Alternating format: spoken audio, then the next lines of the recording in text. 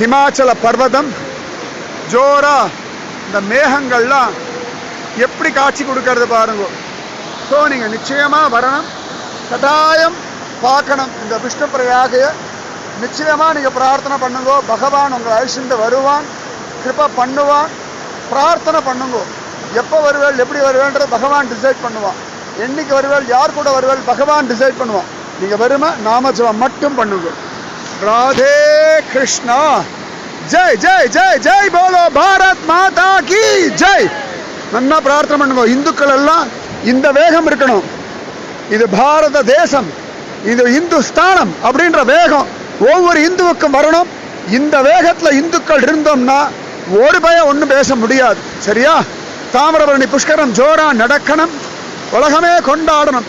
இது இந்துஸ்தானமா அமையணும், இந்து சாம்ராஜ்யம் பவிச்சே ஆகணும்.